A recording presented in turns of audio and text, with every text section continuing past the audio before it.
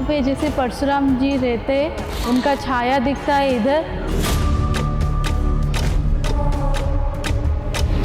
साधु जैसे कोई आ रहा था, फिर गायब हो जाता था, फिर आता था, फिर गायब हो जाता था। बड़ी एनर्जी का कुछ फील आता था और वो हम लोग मानते थे कि परशुराम जी थे, यही पूरा पहाड़ में घूमते रहते थे। पता नहीं लोग हैरान क्यों होते, परशुराम की ज़मीन है तो परशुराम तो दिखेंगे ही ना। यही वो जगह है जो आप मुझे बता रहे थे। इस जगह में है ना परशुराम का मेन स्थल यही है।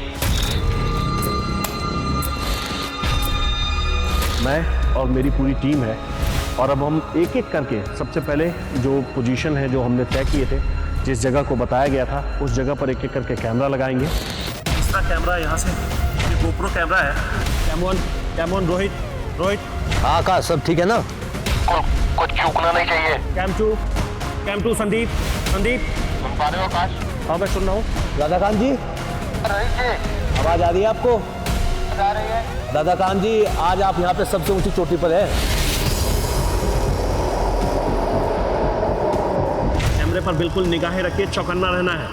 हम सब वॉकी टॉकी से संपर्क में हैं और हमारी कोशिश ये है कि जैसे ही किसी के भी स्क्रीन पर कोई भी थोड़ी सी भी हलचल हमें दिखे, हम तुरंत वहाँ इकट्ठा हों, हम पहुँचे और देखें।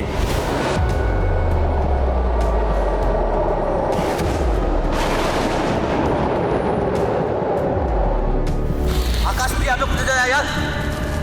अरे आपके पास आओ, जल्दी भाग के आपके पास। मेरे कैमरे पर आया यार, जल्दी आओ यहाँ पे, जल्दी आओ यार, जल्दी आओ।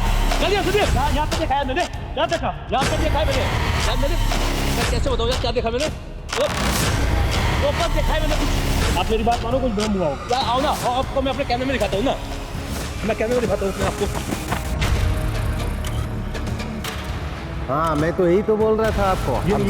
ये आप जितना बार ट्राई करेंगे इतना बार अलग अलग चीज दिखेगा आपको। यही चीज तो बता रहा था मैं। सवाल ये नहीं था कि हमारी आंखों के सामने क्या था, सवाल ये था कि हम देख क्या रहे थे। सच, झूठ या कोई भ्रम, अब ये जो भी था, यही था इस कहानी का दृश्य।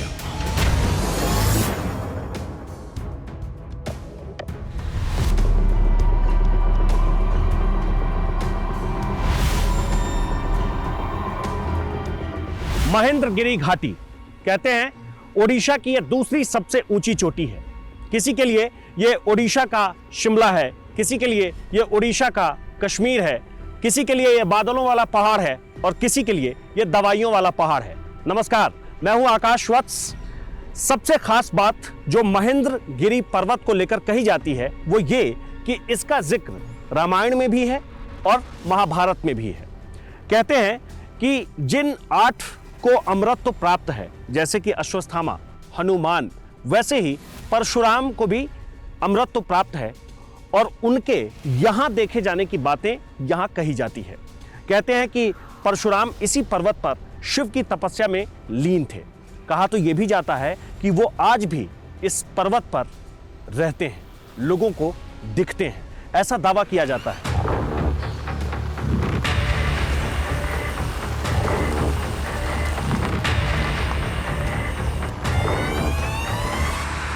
ये कहानी है ओडिशा की एक चोटी की, चोटी से जुड़े एक दावे की। पौराणिक कथाएं कहती हैं युगों पहले भगवान परशुराम उस चोटी पर तपस्या करते थे, महादेव की आराधना करते थे।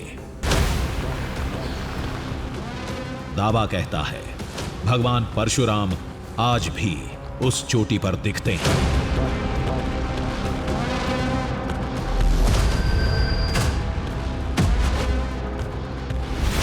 सच क्या है, ये जानने के लिए दृश्यम की टीम ओडिशा में गजपति जिले की महेंद्रगिरी घाटी में पहुंच गई।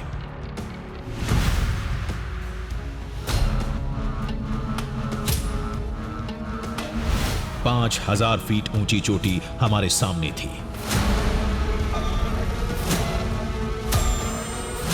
कहते हैं भगवान परशुराम आज भी वहां मौजूद हैं। लोगों ने कई रूपों में कई बार उन्हें देखा है।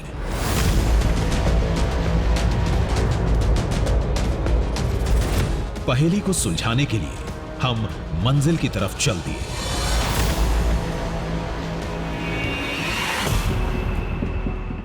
हमें उस ऊंची चोटी तक चलना है। उस चोटी का अंदाजा यहां से लगा पाना कि वो कितना ऊंचा है, कि इतनी ऊंचाई हमें अभी चढ़नी है, ये मुश्किल है।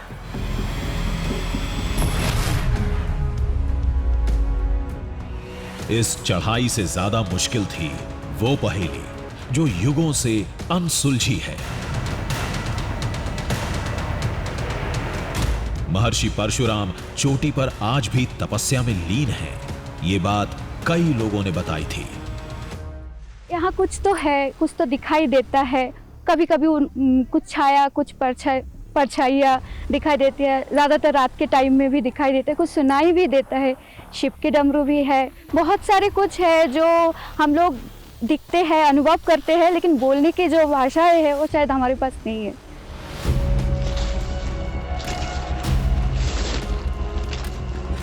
घूमने के साथ जड़ी बूटियों की खोज में लोग अक्सर इस चोटी पर आते रहते हैं, रात में रुकते हैं। इस दौरान कई बार किसी अलौकिक शक्ति का एहसास हुआ है। 10 साल 20 साल पहले मेरे पिताजी आता था इधर, पिताजी का पिताजी आता था तो लकड़े लेने के लिए, और कोई आयुर्वेद के लिए आता था, वो पैदल आता था। कभी ये रोड कुछ नहीं है, तब उन लोग को रात 10 बजे होता था, 11 बजे होता था, तब उन लोगों का परिश्रम दिखता था। कभी कभी 4-5 बार लगा है।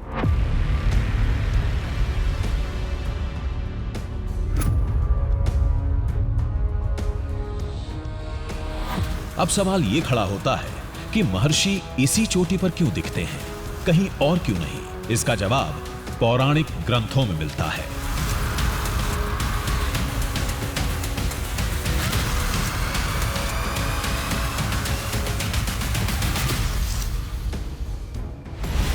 रामायण, महाभारत और भागवत पुराण में महेंद्रगिरी पर्वत का जिक्र है, जहां इसे भगवान परशुराम की तपोस्थली बताई गई है, जिनके मुताबिक उसी चोटी पर वे महादेव की तपस्या में लीन रहते थे। महेंद्रगिरी ही वो चोटी है जहां महादेव ने परशुराम को फरसा दिया था।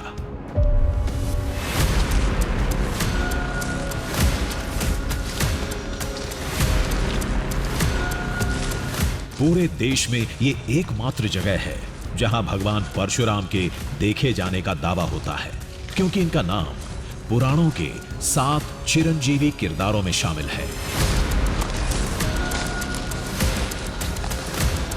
कई साल हम लोग शिवरात्रि के दिन, महाशिवरात्रि के दिन मनाने आते हैं यहाँ, रात भर यहीं जागते थे, और हमको अचानक से भीम मंदिर के पास में या युधिष्ठिर मंदिर के पास में अचानक से कुछ बड़ी एनर्जी का कुछ फील आता था, और वो हम लोग मानते थे कि परशुराम जी थे, यही पूरा पहाड़ में घूमते रहते करके हम लोग को वो महसूस होता था।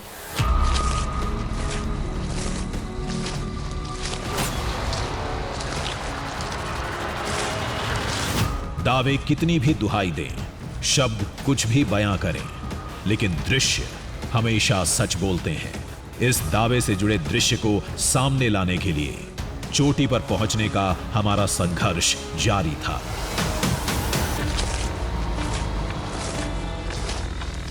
ये रास्ता थोड़ा कठिन जरूर है, और कहते हैं कि जब आप महेंद्रगिरी घाटी में आते हैं तो जितने पत्थर या फिर जितने ऐसे रास्ते आपको मिलेंगे, उन सभी रास्तों पर महर्षि परशुराम की कहानी है।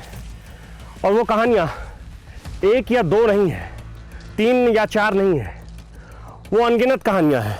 फिलहाल रास्ता कठिन है, लेकिन हौसले हमारे बहुत मजबूत हैं। उन कठिनाइयों को हम ऐसे ही पार करते रहेंगे। फिलहाल यहाँ से निकलते हैं।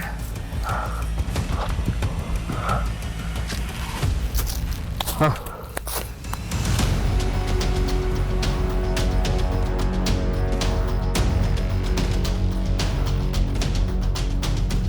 महेंद्रगिरी ओडिशा की दूसरी सबसे ऊंची चोटी है। पास में समुद्र है, चारों तरफ हरियाली है।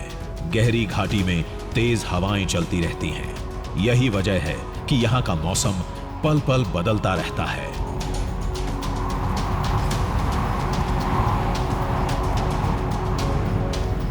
दिन में एक बार महेंद्रगिरी पर्वत पर जितनी भी चोटियां हैं, वो चाहे कोई ऊंची चोटी हो या फिर कोई वो छोटी चोटी हो, ऐसे ही वो बादलों से ढक जाता है। ये काले बादल, बिल्कुल ऐसे ही काले बादल दिन में एक बार हर चोटी को ढक देता है। और अभी मैं अगर 2 मिनट और खड़ा रह जाऊं यहाँ, तो आप यकीन मानिए मैं बादलों में गुम हो जाऊंगा। और फिर 2 मिनट बाद हो सकता है कि ऐसी धूप पड़े कि बिल्कुल ऐसा लगेगा कि आप यहाँ खड़े नहीं रह सकते गर्मी की वजह से, क्योंकि महेंद्र घाटी पर मौसम ऐसे ही इतनी तेजी से बदलते रहते हैं कि इसको भांपना और इसको जानना बहुत मुश्किल काम है।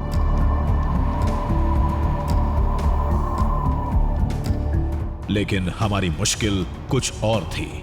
दावे की डोर हमें चोटी तक खींच लाई थी, लेकिन सच पूछिए तो हमें थोड़ा भी यकीन नहीं था कि युगों पुराना एक पौराणिक किरदार आज भी हमें दिखेगा।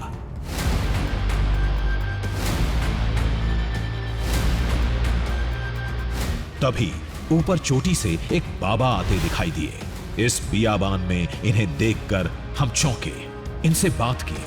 मालूम चला कि ये 35 सालों से चोटी पर रहकर तपस्या कर रहे थे। इन्हें भी कई बार भगवान परशुराम की मौजूदगी का एहसास हुआ है। भगवान परशुराम को दर्शन करने वाले, वो आप क्या बताते हैं, जो आते हैं ना भगवान परशुराम को दर्शन करके ही जाते हैं। कोई आकर हमको बताते हैं भगवान परशुराम नहीं मिले, वो परशुराम के तरफ वो उनकी भावना नहीं होता तो नहीं मिलते हैं। परंतु जो परशुराम की भावना करके आए हैं, हजारों आदमी आकर परशुराम को दर्शन करके गए।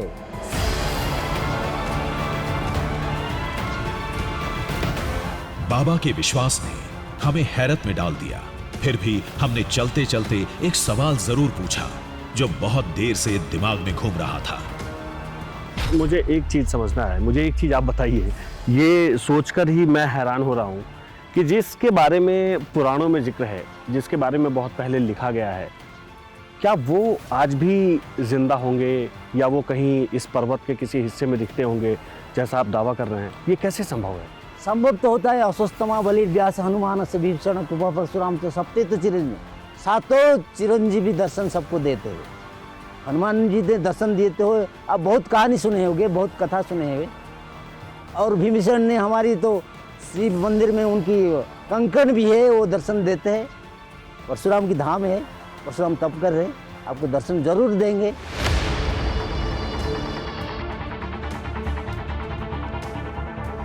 अश्वत्थामा के देखे जाने की बात कही जाती है। महाबली हनुमान का भी दावा होता है, तो भगवान परशुराम क्यों नहीं, जो छठे विष्णु अवतार माने जाते हैं? बाबा के इस तर्क ने हमें लाजवाब कर दिया।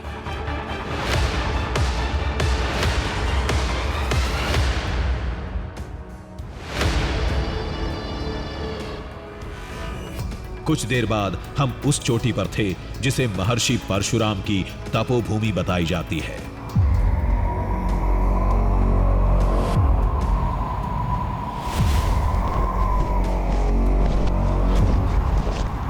चोटी का इलाका बहुत बड़ा था।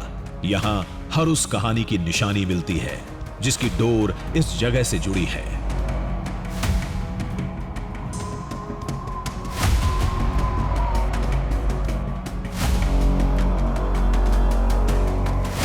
सबसे पहले दिखते हैं वो 5 मंदिर जो बताते हैं कि पांडवों ने भी कभी इस धरती पर कदम रखा था।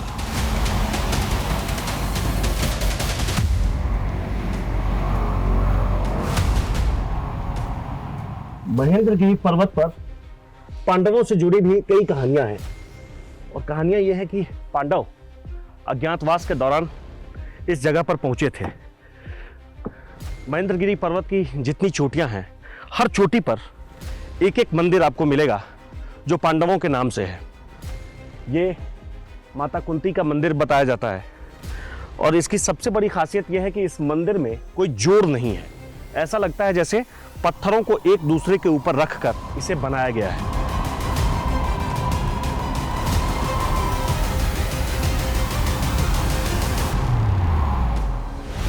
महर्षि परशुराम का किरदार 2 युगों को जोड़ता है। कहते हैं द्वापर में उन्होंने श्री कृष्ण को इसी जगह पर सुदर्शन चक्र सौंपा था, जो उन्हें त्रेता काल में भगवान श्री राम से मिला था। और त्रेता काल में परशुराम की श्री राम से पहली मुलाकात सीता विवाह में हुई थी।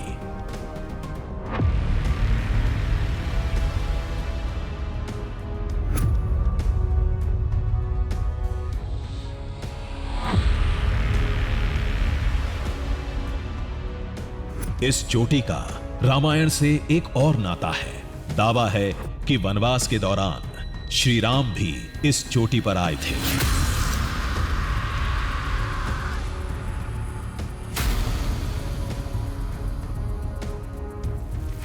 महेंद्रगिरी पर्वत का ये वो हिस्सा है जिस जगह को लेकर ऐसा दावा किया जाता है कि भगवान राम और महर्षि परशुराम की मुलाकात इसी जगह पर हुई थी। ऐसा दावा किया जाता है कि जब भगवान राम को वनवास हुआ था तो वो वनवास के दौरान जाते वक्त वो महर्षि परशुराम से मिलने के लिए इस जगह पर आए थे। वैसे ये कहानी बहुत सारे लोगों को पहले से ही मालूम है कि महर्षि परशुराम जब शिव की तपस्या में लीन थे तभी भगवान राम ने शिव का धनुष तोड़ दिया था सीता से विवाह करने के लिए, और उसके बाद परशुराम की तपस्या जो है वो भंग हो गई थी। लेकिन ये कहानी बहुत सारे लोगों को नहीं मालूम है। लेकिन जब आप इस पर्वत के इस हिस्से में आएंगे तो ऐसा दावा किया जाता है कि यहीं भगवान राम और महर्षि परशुराम की मुलाकात हुई थी।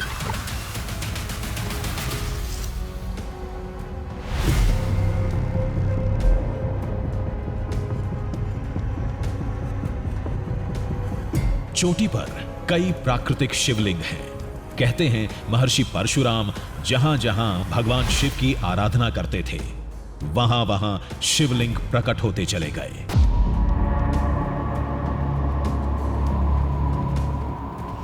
लेकिन सबसे अहम है वो जगह जहां आज भगवान परशुराम की आदमकद मूर्ति खड़ी है। ये तपोभूमि की वो जगह है जहां महर्षि परशुराम तपस्या करते थे।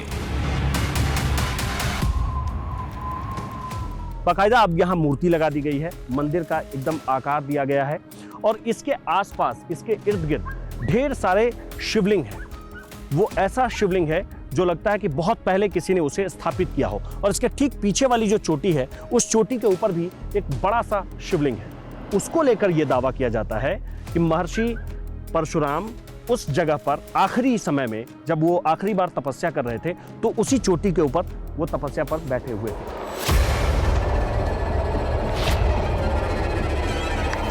चोटी का दृश्य हमारे सामने था। अब उस दृश्यम का इंतजार था जिसका दावा हमें यहां खींच लाया था। यहाँ पे कभी भी आपको कुछ अजीब अजीब आवाज़ सुनाई देगा, कुछ जैसे बोलते हैं छाया छवि, जैसे बोलते हैं बादल में अंकित दिखाई देगा। मेरा दोस्त को भी अभी कुछ दिनों पहले महसूस हुआ था कि इधर कुछ ऐसा अजीबोगरीब उसको दिखने को मिला।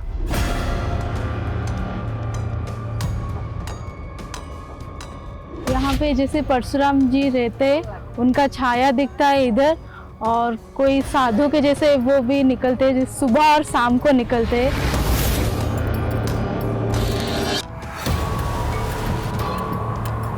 थोड़ी देर में रात हो जाएगी।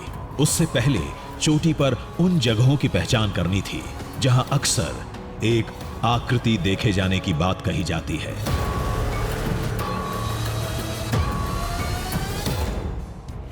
अब हमारे साथ राधाकांत नाम के वो शख्स भी थे जिनके कहने पर हम यहां आए थे। मुझे कोई 2 या 3 जगह बताइए। आप इस जगह को मारिए, वो जगह को। ये हाँ, इस जगह। क्या हम इस जगह पर में? हाँ, इस जगह में आप ये करिए, निशान मारिए उस जगह में। इस जगह पर हम निशान लगाएं। निशान लगाए, एक तो इस जगह में निशान लगाइए, पीछे पे। अच्छा, उस जगह में एक तो निशान लगाइए। और वहाँ तो दिख रहा है, कभी कभार यहाँ भी दिखता है। ये चोटी, ये चोटी में, इस पहाड़ी का चोटी का पर यहाँ भी कभी कभार लगता है। देखने से है ना भयंकर रूप टाइप का दिखता है, वो भयंकर रूप टाइप का है। ठीक है, ठीक है, हम निशान लगाने की कोशिश करते हैं, निशान लगाते हैं।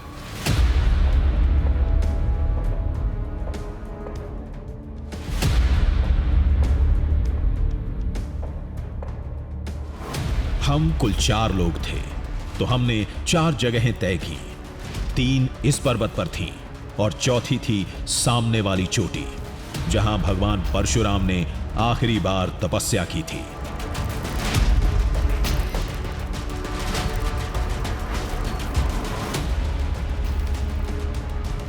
हमने तय किया जिन चारों जगहों पर महर्षि परशुराम के देखे जाने का दावा किया जाता है, वहां अत्याधुनिक कैमरे और लाइट्स लगाई जाएंगी जो रात के हर दृश्य को रिकॉर्ड करेंगे। हमें कैमरे लगाने होंगे, इसीलिए हमारे पास बहुत सारे उपकरण हैं। सबसे पहले ये लाइट्स, हमने ढेर सारे हमारे पास लाइट हैं। वो इसलिए कि रात के वक्त में हमें यहाँ अंधेरे में कोई दिक्कत ना हो, तो इसमें कई सारे लाइट हैं। इन लाइट के साथ साथ हमारे पास कई सारे, ये आप लेंसेज देख रहे होंगे, कैमरे के लेंसेज हैं। और ये कैमरे हैं, ऐसे कई कैमरे हैं।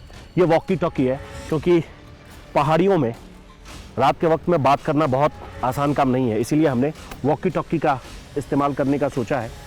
और इसके अलावा ये लाइट रात में इस्तेमाल करने के लिए लाइट है। और फिर ये गोप्रो कैमरा, ये छोटा कैमरा है, कहीं भी इसे हम लगा सकते हैं और उस दृश्यम को कैद करने की कोशिश करेंगे जिसका दावा, जिसका वादा यहाँ किया जाता है।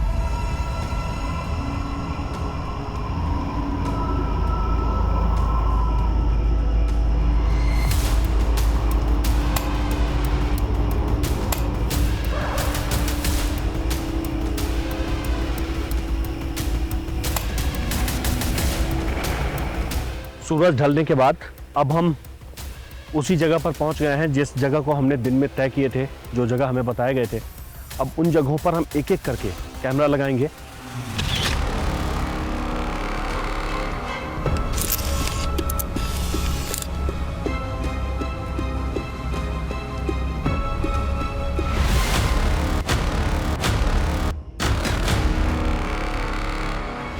एक एक करके हमने 3 कैमरे पर्वत पर और चौथे कैमरे के साथ राधाकांत को चोटी पर तैनात कर दिया। ये गोप्रो कैमरा है और ये तीसरी जगह है जिसे हमने दिन में मार्क किया था। इसे यहाँ लगाना ठीक रहेगा। यहाँ लगाने के बाद अब वक्त है कि हम एक एक करके जो हमने 3 कैमरे लगाए हैं उन सभी कैमरों के पास निगरानी करें और इंतज़ार करें कि आखिर हमें कैसा दृश्यम दिखता है।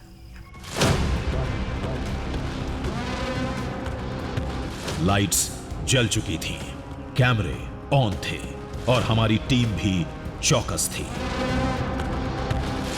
अब इस चोटी पर कोई भी हरकत होगी तो वो कैमरे से बच नहीं पाएगी।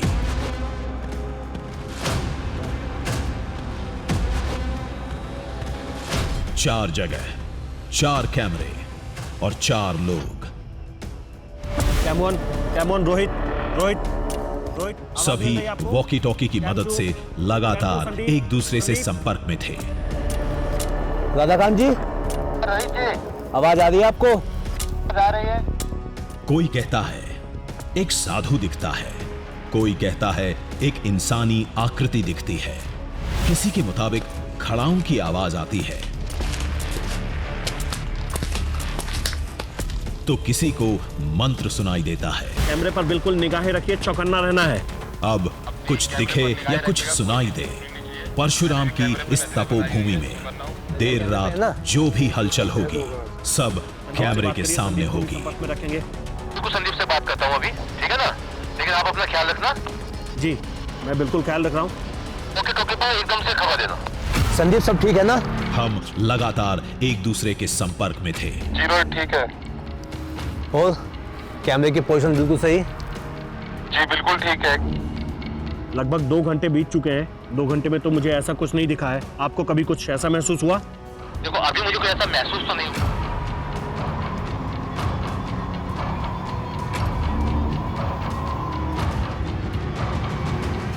वक्त तेजी से गुजर रहा था, घाटी का मौसम बदलने लगा था, चोटी पर बादल डेरा डाल चुके थे, ठंड भी बढ़ती जा रही थी।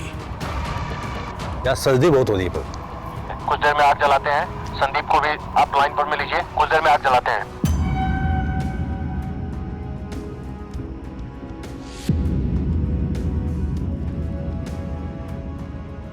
तभी हमारे कैमरामैन रोहित की आवाज आई।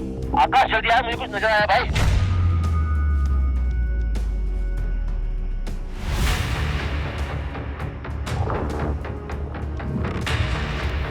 ये देखो। रोहित के कैमरे में कुछ दिखा था। हमने गौर से देखा, ये एक भ्रम था। नहीं, ये तो कुछ अंधेरे में ऐसा लग रहा है जैसे आकृति बनी। ऐसे माहौल में भ्रम का होना स्वाभाविक है, लेकिन हमें भ्रम नहीं, दृश्यम की तलाश थी। दोपहर से ही मौसम खराब है, बादल हो सकता है। मुझे पता है बादल हो सकता है, मुझे कोई भ्रम नहीं है।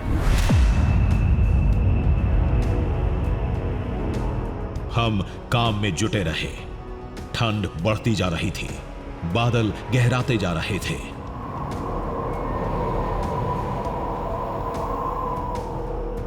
बादलों की वजह से कैमरे में कई बार ऐसी आकृतियां दिखी जिससे किसी के होने का भ्रम पैदा होता, लेकिन हम पूरी तरह चौकस थे। आकाश, हाँ सुन पा रहे हो आकाश? हाँ, मैं सुन रहा हूँ। तुरंत आप मेरे कैमरे की तरफ आइए, मुझे कुछ हलचल दिखी है।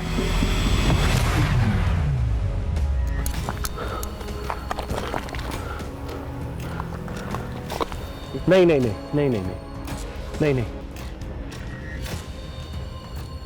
मुझे फिर से दिखाइए।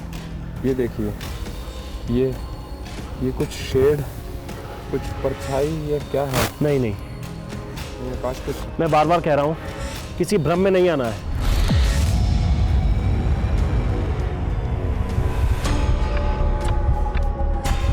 उधर चोटी पर चौथे कैमरे के साथ राधाकांत लगातार डटे हुए थे।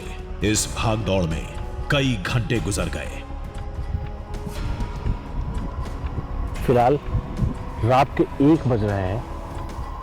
चारों तरफ बिल्कुल सन्नाटा है, अंधेरा है। हमारे सभी साथी अलग अलग कैमरों पर अपने मोर्चे पर डटे हुए हैं ताकि कोई भी दृश्यम उनके कैमरे में कैद होने से छूट ना पाए। और लगातार सबसे इस वॉकी टॉकी से बात हो रही है, और जो जानकारी अभी तक हर तरफ से, वो चाहे ऊंची वाली चोटी हो या फिर हमने दिन में जो निशान लगाए थे उन निशानों के पास कैमरा लगे हों। 1-2 बार भ्रम वाली स्थिति ज़रूर बनी है, लेकिन ऐसा अभी तक कुछ दिखा नहीं है।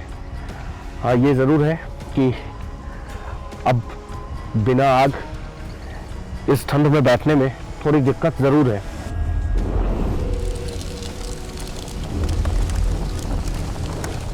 ठंड से बचने के लिए आग जलाने के अलावा हमारे पास कोई विकल्प नहीं बचा था।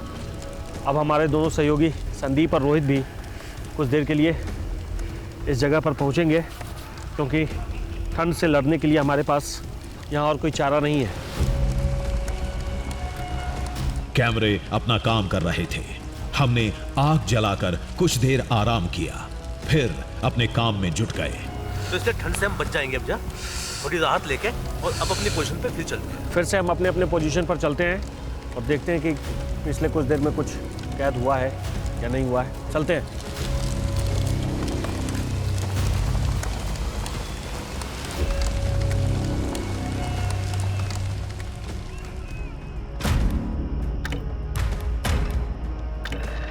तीन बजने वाले थे। पर्वत पर कोई हलचल नहीं दिखी। फिर हमने सामने वाली चोटी का जायजा लिया। अब तक आपके कैमरे में कुछ भी ऐसा दिखा है आपको? मेरे में कुछ भी नहीं दिखाई दिया है, लेकिन ठंड बहुत पड़ रही है। कोई बात नहीं, ख्याल रखिए और अपने कैमरे पर नजर जमा कर बैठे रहिए। बस अब 2 से 3 घंटे की और बात है, फिर 2 से 3 घंटे में सुबह हो जाएगी। तब तक सब दूध का दूध और पानी का पानी हो जाएगा। अब थोड़ी निराशा होने लगी थी। कहीं हम अफवाहों के चक्कर में तो नहीं फंस गए थे। अब कुछ घंटे बाद सूरज उगने वाला था। ठंड भी ज्यादा है, हवा बहुत तेज चल रही है, इसका भी ख्याल रखिएगा। अरे बादल से ज्यादा आ चुके हैं ना, यहाँ पे चारों तरफ मुझे बादल ही बादल नजर आ रहे हैं। तभी वॉकी टॉकी में खरखराहट हुई और एक तेज आवाज गूंजी। आकाश, रोहित, आकाश मुझे कुछ नजर आया यार। कहाँ? के सामने मुझे कुछ तो नजर आया। अरे आग के पास आओ, जल्दी भाग के आग के पास। संदीप, आप लोग श्योर हैं? बिल्कुल श्योर, जल्दी भाग के आता हूँ, जल्दी आओ जल्दी। मैं भाग के आता हूँ। संदीप, आइए आइए। पहुंचो, उस जगह पर पहुंचो। कैमरामैन रोहित को कुछ दिखा था। हम तेजी से उस तरफ भागे।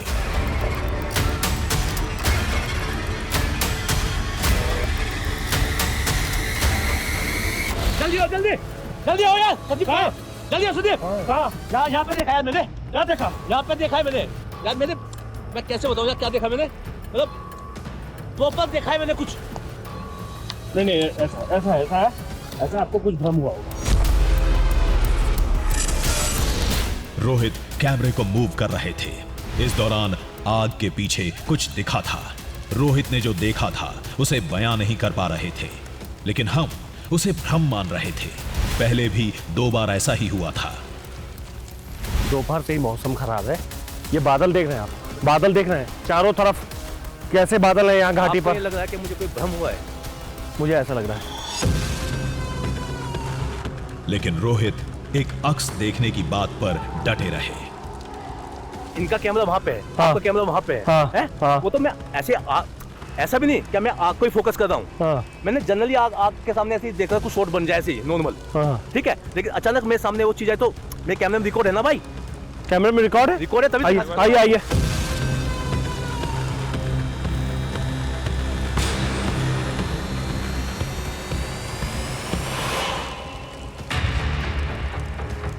हमने कैमरे की रिकॉर्डिंग देखी और कैमरे में जो दिखा उस दृश्य ने हमें भी चौंका दिया।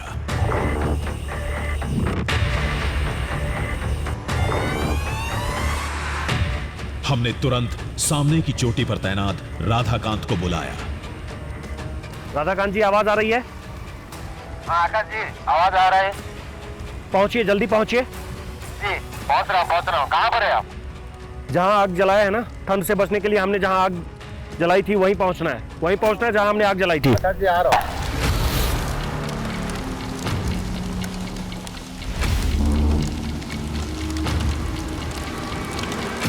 हमने फिर से उन तस्वीरों को देखा। कुछ तो था वहां पर समझ में नहीं आ रहा था। तभी राधाकांत वहां पहुंचे और जैसे ही उन तस्वीरों को देखा एकदम से चीख उठे।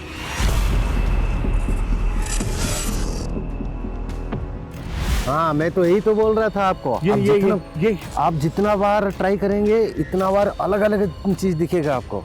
यही चीज तो बता रहा था मैं। ये देखो,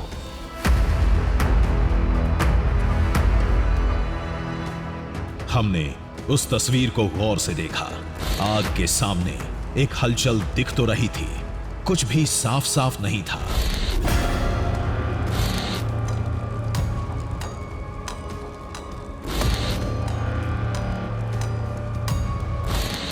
कभी लगे किसी ऋषि मुनि की सफेद बालों वाली जटा है,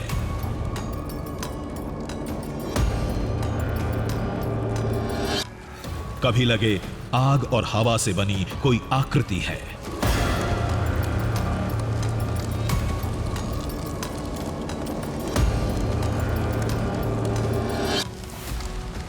राधाकांत जी यही सब है। ये वाली रोशनी, ये हाँ। ओह, महेंद्रगिरी पहाड़ पर 3 जगह पर कैमरे लगे थे। वहां कोई हलचल नहीं हुई। आग के पास कोई कैमरा नहीं लगा था। वो तो रोहित जब कैमरा मूव कर रहे थे तब चंद सेकंड के लिए ये तस्वीर रिकॉर्ड हुई थी। ये तो सामने ऐसा तो मुझे भी कुछ नहीं दिखा था। ये अद्भुत है राधाकांत जी। हाँ, दिख रहा है ये अद्भुत है। जितना बार दिखेगा अलग अलग अवतार में दिखेगा ये सब। यही तो है। हमने फिर गौर से देखा। राधाकांत तो हमेशा की तरह इसे महर्षि परशुराम से जोड़ रहे थे, लेकिन हमारा भ्रम बरकरार था। नहीं, हम अभी नहीं। आपको अभी भी कुछ डाउट है? नहीं, मुझे कोई डाउट नहीं है। यही है। आग तो अभी भी जल रही थी। चोटी पर बादलों का डेरा अभी भी था, लेकिन उस आकृति की हलचल अब नदारद थी। हम इस तस्वीर को भी एक भ्रम समझकर फिर से अपने काम में जुट गए। एक बार हम फिर से चलते हैं, ठीक है? ठंड बहुत है। मैं फिर से कह रहा हूँ, आप सब अपना ख्याल रखिएगा। हमने आग के पास भी एक कैमरा लगाने का प्लान बनाया, जहां दौड़ भाग की वजह से गंदगी हो गई थी। बाद में कोई निशान गंदगी में छुप न जाए, ये सोचकर हम सफाई में जुट गए। इसको सफाई करिए पूरा एरिया को। पूरा सफाई करिए। संदीप,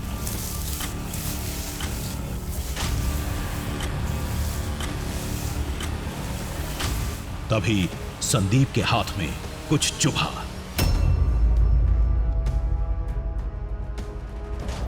ये क्या है? क्या जैसा कुछ है।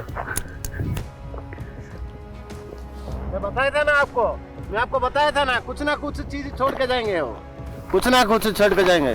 तो क्या है? ये जय परशुराम, जय परशुराम, मैं बोला था ना वो कुछ ना कुछ छोड़ के जाएंगे। ये रुद्राक्ष है ये रुद्राक्ष का बाजूबंद था, जिसे आमतौर पर ऋषि मुनि धारण करते हैं। ये यहाँ कैसे पहुंचा? राधाकांत इसे भगवान परशुराम का बता रहे थे। कुछ देखा होगा। नहीं, लेकिन उन्होंने आकृति की बात कही थी। उन्होंने ऐसा नहीं कहा था कि कुछ उन्होंने रुद्राक्ष जैसा देखा। यहाँ बहुत सारे रूप में भगवान दिखाई देंगे, भगवान बहुत सारे रूप में दिखाई देंगे। आकृति रूप पर से दिखाई देंगे, कुछ निशान दिखेंगे, कुछ पाँव का निशान दिखेंगे, कुछ ना कुछ दिखेंगे। ये तो रुद्राक्ष है।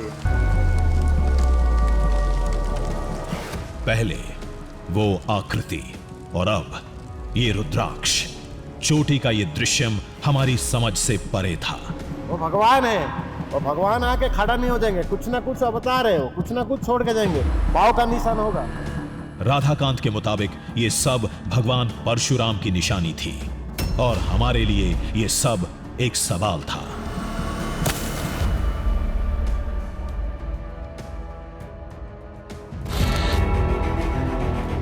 तर्कों के हवाले से बात करें तो कैमरे में दिखने वाली आकृति आग, बादल और हवा का नतीजा हो सकता है। रही बात रुद्राक्ष की, तो चोटी पर लोग आते रहते हैं। हो सकता है ये बाजूबंद किसी की बाह से गिर गया हो या किसी का छूट गया हो। जिन जगहों पर पौराणिक किरदारों के देखे जाने का दावा होता है, वहां एक खास तरह का मनोविज्ञान काम करता है और लोगों को वही दिखता है जो उनका दिमाग दिखाता है।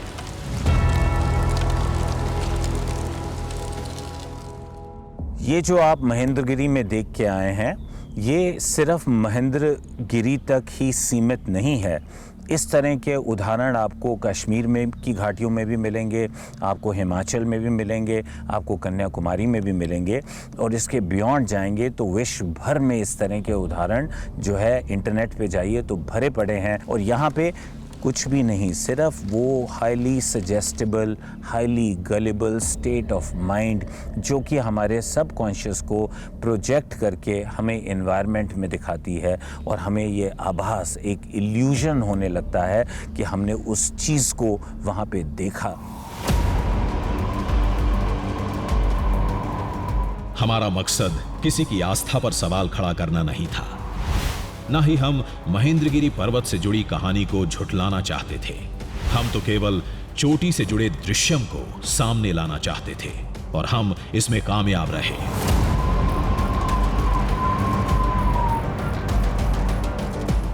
रही बात चोटी के दृश्यम की, तो रामचरितमानस में सालों पहले ही लिख दिया गया था, जाकी रही भावना जैसी, प्रभु मूरत देखी तिन तैसी।